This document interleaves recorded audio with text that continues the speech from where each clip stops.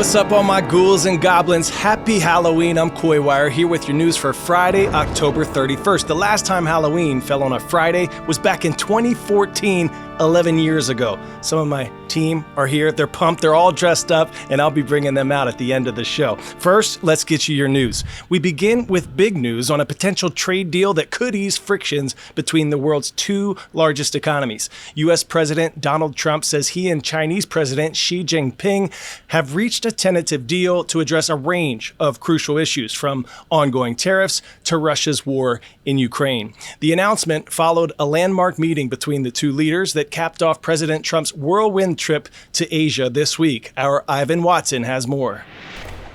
The world closely watching whether these two leaders can heal the damage caused by months of a brutal trade war. We do not always see eye to eye with each other, and it is normal for the two leading economies of the world to have frictions now and then. Friction that has roiled the global economy after escalating rounds of tit-for-tat tariffs and other penalties. Speaking on board Air Force One before leaving South Korea, President Trump appeared confident a deal had been made. Every year we'll renegotiate the deal, but I think the deal will go on for a long time, long beyond the year. Trump confirming that a range of thorny topics were on the table, including rolling back at least some of China's sweeping export controls on rare earths, critical resources that are essential for the manufacture of almost all high-tech products, from iPhones to electric vehicles. Also discussed ending the war in Ukraine, China's purchase of U.S. soybeans, a key issue for Trump's rural supporters, and the global fentanyl trade. For months now, China's leader has gone toe-to-toe with Trump, not backing down despite punitive U.S. tariffs. In Korea, Xi demonstrated he can negotiate with the unpredictable U.S. president to stabilize bilateral relations, even as China sprints towards self-sufficiency from American tech. This week, I got the golden opportunity to sit down with some of Team USA's brightest stars as they prepare for the upcoming Winter Olympic Games. I heard some seriously inspiring stories of perseverance and dedication. The road to glory has been anything but easy for many of them. That includes freestyle skier Colby Stevenson, aiming for gold this year after taking home silver in 2022. But he almost never had the chance. Stevenson was involved in a terrible 2016 car accident that nearly took his life. It left him with 30 skull fractures and severe brain swelling.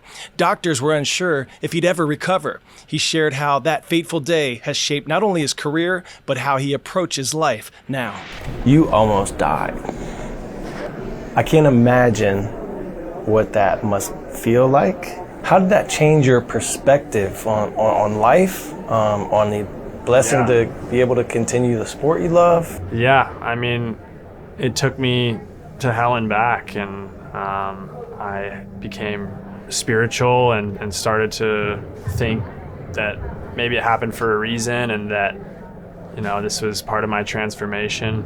And I found joy in little things in life when I didn't have that much to be joyful about. Like a hot shower was like the highlight of my day when I was in a lot of pain, because I would just like get in there and like be so grateful to have that. And then I started to think about people that didn't have those simple things, and it just started to give me this new found gratefulness.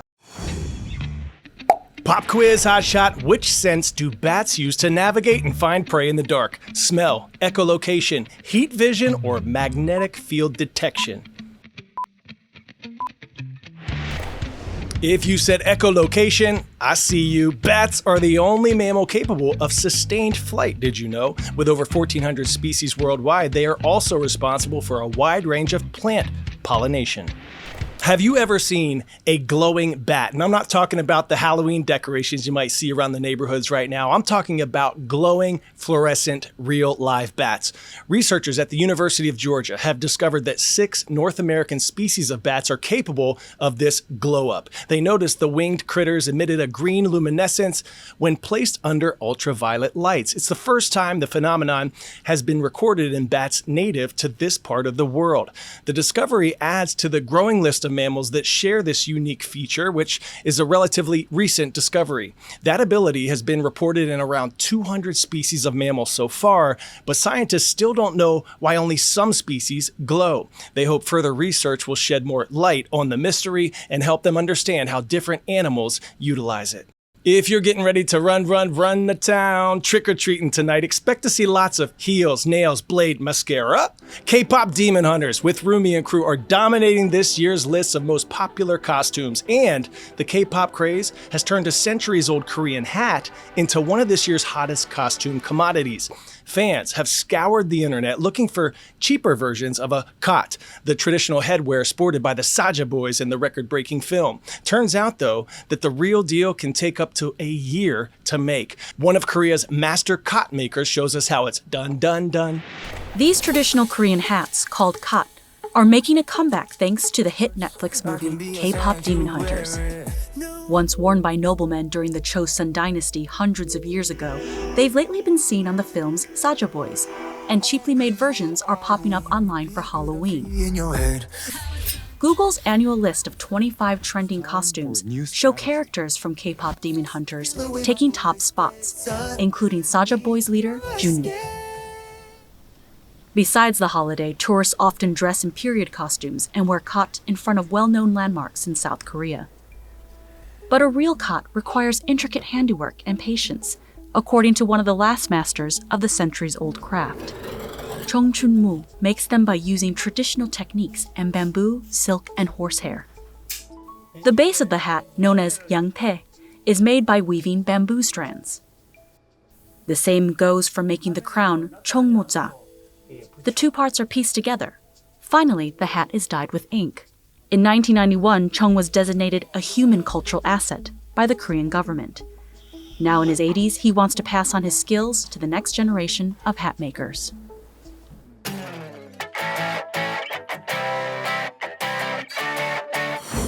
Today's story getting a 10 out of 10, one dad's goofy Halloween decorations and a domino effect of good. So it started in 2020. I was just being a goofy dad, putting some skeletons out on the house. And when a local news crew covered it, he asked his kids how they could use the attention for good. So they added a donation sign to their Halloween display for St. Jude's, the Children's Cancer Research Hospital. And this one interaction changed everything. A car pulls up in front of our house, and it's a young couple, and they have a daughter in the back seat. So she was just smiling, just grinning from ear to ear. And the adults were sort of a wreck. He's emotional, crying. And the gentleman said, "We are a St. Jude family. And my daughter's going through treatment. And, we want to thank everybody that's helping raise money for families like us." From there, Skeletons for St. Jude was born. Jeff started a Facebook group to spread the word, and it's grown every year since. Today, he says about 550 homes nationwide have donation signs in their yard displays, and they just met their goal. $1 million for St. Jude's Research Hospital. If you want to hear more about this inspiring story, be sure to check out our friends over at CNN's 5 Good Things podcast. All right, spooktacular superstars. As you can see, I'm going to beat Thing this year, best bud of Wednesday Addams, or maybe I'm just a 6 missing my 7. Our Halloween shout out of the day goes to Mr. Whipple at Our Lady of the Lake Catholic Middle and High School in St. Joseph, Michigan. Rise up. All right, come on out, team. These are some of my peeps. You may remember the rare deep sea creature discovered earlier this year, which received the nickname Big Butt Starfish by scientists. It was one of Chelsea's favorite episodes. We also have Derpy Dad back here. Brendan handmade this sweatshirt with felt. It is perfect. Watch your back, buddy. I like that one. And this, Sabrina, you look kind of familiar. Can't quite put my finger on it. Ah, yes, you're that dude that's always wearing vests. Nailed it. Finally, Nader wore his invisibility cloak today. Unreal. Can't even see him. Play that Friday music, Nader. Hope you have an awesome Halloween, everyone. Stay safe. Look both ways when crossing the street. Be kind to one another. I'm Thing. And I'm Coy Wire. And we are CNN 10.